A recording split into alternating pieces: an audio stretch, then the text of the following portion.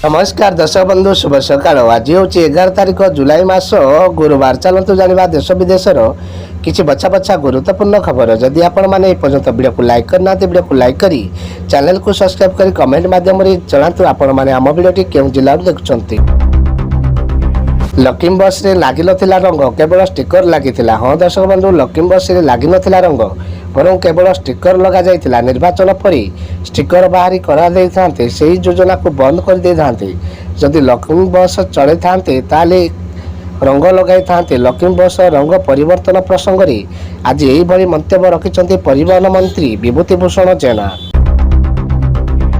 आंचलिक पाणीपाग सूचना मिलुछि 13 रु बढ़िबो वर्षार परिणाम। यही सब जिला को सतर्क कराइला पाणीपाग विभाग। 5 दिन हालुका मध्यम धरण वर्षा हेबो एने पूर्वमान करिछि आंचलिक पाणीपाग विभाग। 48 घंटे वर्षा बिजुली सह वर्षा हेबो एने लोकों को सतर्कता रहिबाकु परामर्श दिया जाइछि। 13 तारिख रे केन्दुझर मयूरभंज रायगढ़ नवरंगपुर अत्याधिक वर्षा हेबार संभावना रहिछि। 13 रु वर्षार परिमाण बढ़िबो। सरकार ने बड़ निष्पत्ति एमती हेले एमानकु मिलिबो नाही चाउल गहम एवं चीनी। केंद्र सरकार विभिन्न गरीब कल्याण योजना प्रचलित करछन्ती जहाद्वारा गरीब लोक उपकृत हो पारछन्ती। सेही गरीब कल्याण योजना फायदा उठाउछन्ती लक्ष लक्ष लोक। एही योजना मध्य रही मागणा राशन योजना लोक को चाउल डाली चीनी गहम भली विभिन्न प्रकार राशन मागणा प्रदान करा जाउछि गरीब लोकंकु। किंतु निकट में केंद्र सरकार एक बड़ निष्पत्ति नहीं जहाद्वारा आउ मिलबनी मागणा राशन।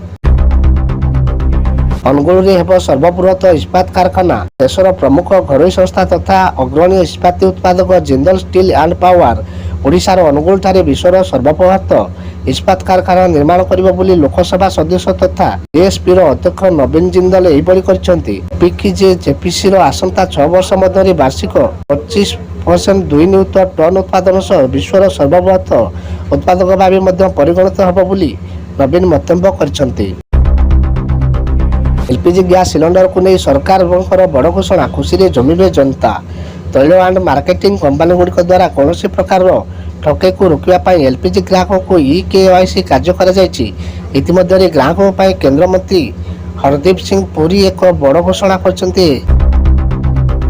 तेल दर को नहीं आसिला बड़ खुशी खबर। भुवनेश्वर में कमिला पेट्रोल डीजेल दर। सरकारी तेल कंपनी गुड़िक आज अर्थात 10 जुलाई पाय पेट्रोल और डीजेल नुआ मूल्य प्रकाश करछन्ती। सारा देश में पेट्रोल और डीजेल मूल्य प्रतिदिन सकाल 6टार अपडेट हो जाए। जहाँ अनुसार आज अनेक राज्य में पेट्रोल डीजेल मूल्य ह्रास पाई।